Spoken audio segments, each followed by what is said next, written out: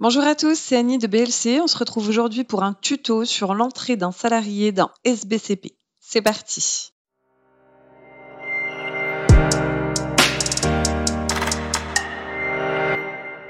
Nous arrivons directement sur l'assistant d'entrée d'un salarié. Cet assistant va vous indiquer ce que nous allons faire pour la création de notre salarié, à savoir le remplissage de l'onglet Identité, contrat, ainsi que ses spécificités salariales. Nous procéderons ensuite à l'ébauche de la déclaration préalable. Comme vous pouvez le constater, nous avons deux possibilités. Au choix, la réembauche d'un salarié, si celui-ci était déjà présent antérieurement dans votre société, ou la création d'un nouveau salarié en cliquant tout simplement sur Nouveau salarié. Aujourd'hui, nous allons embaucher Madame Martin Vanessa.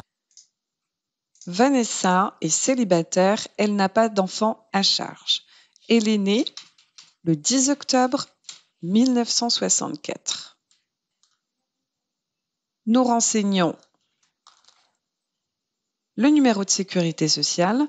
Alors, ce qui est très bien dans SBCP, et vous pourrez le constater, si toutefois vous avez une erreur au niveau de votre numéro de sécurité sociale, dès lors où vous arriverez à la dernière étape de la création de votre salarié, vous aurez un avertissement. Si la clé n'est pas correcte ou votre numéro de sécurité sociale, SBCP vous préviendra. Vous n'aurez alors plus qu'à retourner dans les pages précédentes pour modifier votre NIR. Si vous avez un salarié qui a un numéro de sécurité sociale temporaire, vous renseignez le numéro de sécurité sociale à cet endroit-là, mais n'oubliez pas de venir cocher la case « Ce numéro est provisoire ». Vanessa est de nationalité française. Elle est née à Besançon.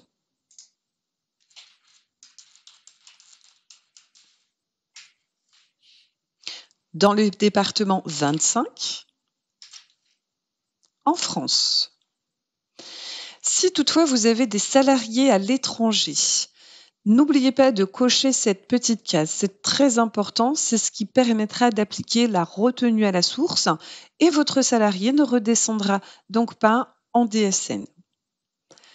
Nous allons ensuite saisir l'adresse de notre salarié. Vous pourrez également saisir son email et son numéro de téléphone. Si vous choisissez d'envoyer des bulletins de paye par email, n'oubliez surtout pas de le saisir à cet endroit-là. Nous allons ensuite renseigner les coordonnées bancaires. Nous allons renseigner le nom de la banque, le titulaire du compte, ainsi que son IBAN. Pour pouvoir saisir l'IBAN, il vous faut cocher cette petite case. Attention, si vous faites un import de salarié via une DSN, ce champ banque ne se remplira pas. Il conviendra de le saisir manuellement pour chaque salarié. Une fois vos champs bancaires renseignés, vous pouvez désormais aller ajouter la photo de votre salarié. Une fois l'onglet Identité complété dans sa totalité, nous allons passer à la page suivante.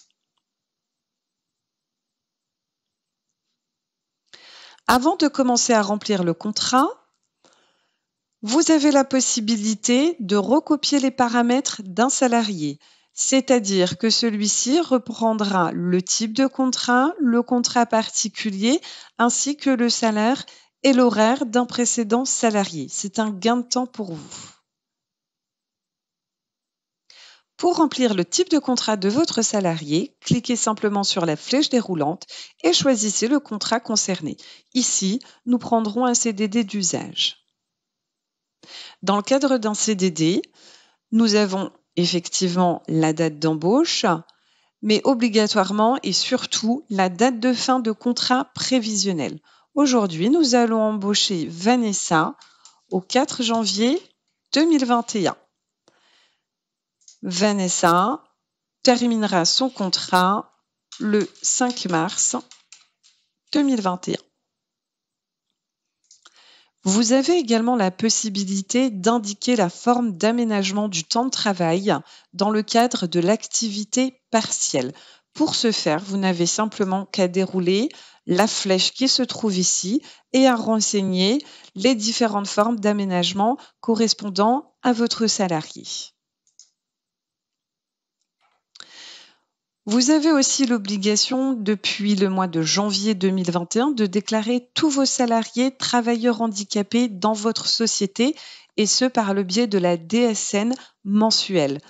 Pour que ces informations redescendent bien en DSN, il vous faudra cocher la case BOETH, bénéficiaire de l'obligation d'emploi des travailleurs handicapés. Si votre salarié réside en Alsace-Moselle, mais travaille dans une société de droit général, vous devrez également cocher cette case. Si votre salarié est dans une société qui pratique le droit local Alsace-Moselle, cette case se remplira automatiquement. Vous n'aurez pas de manipulation à faire. Nous passons ensuite aux dates d'ancienneté. Par défaut, la date d'ancienneté à renseigner est la date d'embauche. Ici, le 4 janvier 2021. Vous retrouvez différentes dates d'embauche propres à votre société, mais également propres à votre convention collective. Ce qui veut dire que si vous avez des dates d'ancienneté particulières à votre convention, vous les retrouverez ici et vous pourrez alors alimenter une date d'ancienneté différente de celle de la date d'embauche. SBCP étant très bien fait, vous n'avez pas besoin de venir remplir manuellement toutes les cases si ces dates d'ancienneté sont la même que la date d'embauche, puisque dès lors où vous passerez à la page suivante, SBCP remplira toutes ces cases en automatique. C'est pratique, c'est un gain de temps. Nous passons ensuite à la catégorie emploi. Dans SBCP, vous avez certains champs qui se renseignent directement, tels que l'établissement, la convention, le taux AT et le risque. Si vous êtes en multi-établissement, ce sera votre établissement payeur qui sera renseigné par défaut. Il conviendra alors de cliquer sur la flèche pour renseigner l'établissement concerné à votre salarié. Nous allons ensuite remplir l'emploi. Vanessa est technicienne. En qualification, Vanessa est non-cadre. La catégorie du salarié est non-cadre aussi. Et le profil du salarié également non-cadre. Passons ensuite à la classification. Il est obligatoire et impératif de remplir ces champs. Ces champs vont redescendre en DSN, mais vous serviront également à certains calculs de paye. Toutefois, SBCP étant très bien fait, si vous oubliez de les renseigner, avant d'arriver à la fin de la création de votre salarié, vous aurez un message d'avertissement vous indiquant que votre classification est manquante et que vos payes ne sont pas correctes. Passons ensuite au salaire et horaire. Par défaut, l'horaire repris ici est l'horaire de société. Si toutefois vous avez un salarié à temps partiel, il conviendra alors de modifier cet horaire à cet endroit-là. On ne fera pas de catégorie pour des temps partiels. Les catégories seront appliquées uniquement sur les heures de société. Ici, nous sommes sur un cas standard à 151h67. J'aurais pu avoir 169 heures, auquel cas j'aurais eu un découpage de l'horaire, de la sorte que j'aurais eu 151h67 en heure normale et 17h33 en heure submensualisée. Vous devez également renseigner les jours travaillés de votre société. Ici, nous sommes sur une semaine standard, 5 jours ouvrés du lundi au vendredi. Le samedi est un jour fermé, le dimanche est un jour férié. Dans SBCP, il est obligatoire d'avoir au minima un jour férié dans la semaine. Généralement, nous restons sur le dimanche. Nous allons ensuite renseigner le nombre d'heures travaillées par jour de votre salarié. Ici, pour 151,67 h, votre salarié est à 7 heures par jour. Passons au type de salaire. Vous allez retrouver différents types de salaires. Le salaire mensuel, le salaire taux horaire salarié mensualisé, le salaire taux horaire salarié non mensualisé et autres. Les trois les plus utilisés sont généralement les trois premiers. La distinction se fera au niveau de l'affichage de votre bulletin. Pour un salaire mensuel, vous aurez uniquement le salaire de base en montant qui s'affichera. Si vous choisissez un taux horaire salarié mensualisé, vous aurez le nombre d'heures du contrat de votre salarié ainsi que son taux horaire. Et si vous optez pour le taux horaire salarié non mensualisé, ce sera uniquement dans les cas particuliers, de salariés particuliers, notamment les stagiaires, les mandataires sociaux, et auquel cas vous aurez uniquement les heures de présence qui s'afficheront au niveau de salarié, heures de présence et taux horaire, bien entendu. Ici, pour notre cas, nous allons rester sur un type de salaire mensuel avec un salaire de base à 1 500 €. Une fois tous ces champs remplis, nous validons cette page et passons à la suivante. Nous arrivons enfin sur la dernière page, la page des paramètres spécifiques. Vous avez ici le forfait annuel à renseigner dans le cadre où vous avez un salarié en forfait jour ou forfait heure. Vous n'aurez plus qu'à renseigner la valeur du forfait. Vous avez la possibilité de renseigner les congés payés antérieurs. Cette étape sera effectuée uniquement en cas de reprise de cumul. Si vous embauchez votre salarié pour la première fois, vous n'aurez pas à saisir ces champs. Vous avez également la possibilité de renseigner un compte auxiliaire pour votre comptabilité. Passons ensuite au prélèvement à la source. Comme vous pouvez le constater, ici, les champs sont grisés. Je ne peux pas les renseigner, ce qui est tout à fait normal, car je suis encore à l'embauche de mon salarié.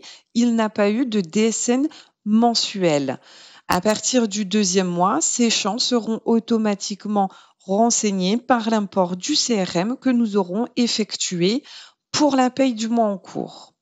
Vous avez toutefois la possibilité de cocher la case salarié exclu du calcul du prélèvement à la source et de vérifier par le point d'interrogation les salariés concernés par cette exclusion. Passons ensuite aux paramètres du bulletin. Comme vous le savez, dans chaque logiciel de paye, des paramètres sont gérés en pyramide. Au niveau société, au niveau établissement, mais également au niveau salarié. Les paramètres salariés primeront toujours sur les paramètres société et établissement. Si vous voulez ponctuellement un paramètre différent uniquement pour votre salarié, vous pouvez les renseigner à cet endroit-là.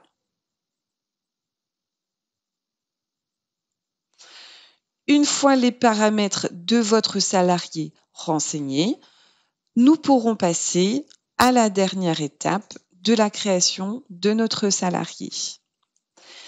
Ici, comme je vous l'indiquais tout à l'heure, nous avons un avertissement de SBCP qui indique que ma clé de mon numéro de sécurité sociale est incorrecte. Nous allons donc la rectifier. Pour ce faire, nous allons revenir sur les pages précédentes.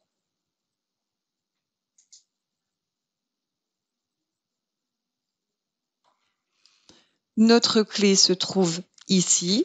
Nous allons modifier 40 par 61.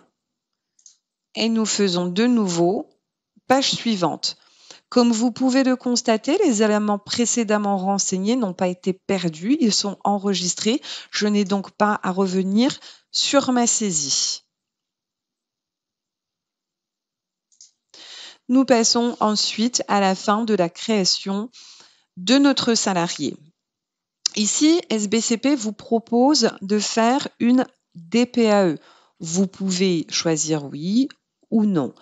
Attention, sachant que vous n'allez pas réaliser la génération de la DPAE sur le site de l'URSSAF, l'EDI n'étant pas encore géré au niveau des SBCP, mais ça ne serait tardé. Ici, vous allez simplement cliquer sur oui et faire remonter toutes les informations importantes pour la génération de votre DPAE sur le site de l'URSSAF que vous pouvez retrouver sur www.due.ursaf.fr. Donc, comme vous pouvez le constater, les éléments essentiels sont présents. Si vous le souhaitez, vous pouvez éditer votre document et l'enregistrer dans le dossier de votre salarié. Ça y est, votre salarié est créé. Vous arrivez directement sur la fiche de votre salarié. Voici comment elle se présente. Vous allez retrouver 4 onglets. Le onglet Identité, l'onglet Contrat. Donc, nous retrouvons la partie emploi, la partie classification, salaire et horaire. L'onglet Paramètres, avec tous les paramètres spécifiques à votre salarié, que vous avez donc au préalable renseigné. Et l'onglet administratif. Vous pourrez y renseigner les informations relatives au compte professionnel de prévention, au service de santé au travail, au permis de conduire de votre salarié, au droit individuel à la formation, au compte personnel de formation et enfin pour terminer, à l'entretien professionnel. Une fois la fiche du salarié vérifiée, vous avez la possibilité, si toutefois vous vous êtes trompé de salarié ou que votre salarié n'est finalement pas venu, vous pouvez supprimer votre salarié. Attention, il ne faut pas qu'il y ait eu de paye calculée. C'est seulement dans le cas où vous avez simplement créé la fiche de votre salarié. Je vous invite ensuite à effectuer la génération et le dépôt du fichier Topaz de votre salarié. Le fichier Topaz permettra de récupérer le taux de la DGFiP de votre salarié. Pour ce faire, vous allez dans État et déclaration, prélèvement à la source. Par défaut, l'exercice ouvert est bien l'exercice 2021. En cliquant sur Nouveau fichier, nous arrivons sur la période de paye du mois en cours, ici le mois de janvier, et vous cliquez sur Générer. Nous arrivons donc sur le fichier Topaz en format CSV et nous retrouvons tous les salariés qui ont été créés pour le mois de janvier. Ici, si vous avez l'habitude de générer votre fichier Topaz au fur et à mesure de la création de vos embauches, vous pouvez supprimer les lignes qui ne vous intéressent pas pour intégrer uniquement la salariée que nous venons de faire juste avant, précédemment. Une fois le fichier Topaz vérifié, vous n'aurez plus qu'à le déposer sur NetEntreprise. Le CRM de votre salarié vous reviendra entre 24 et 48 heures. C'est assez rapide. Une fois que vous aurez généré et déposé votre fichier Topaz sur NetEntreprise, vous n'aurez plus qu'à rattacher votre salarié aux différents contrats sociaux. N'oubliez pas de renseigner le code PCSE, c'est important. Pour terminer la création de votre salarié dans SBCPI, vous n'aurez plus qu'à éditer le contrat de travail présent dans SBCPI, mais ceci fera l'objet d'un de nos prochains tutos. Voilà, c'est fini pour aujourd'hui. On se retrouve prochainement. Prenez soin de vous. À bientôt.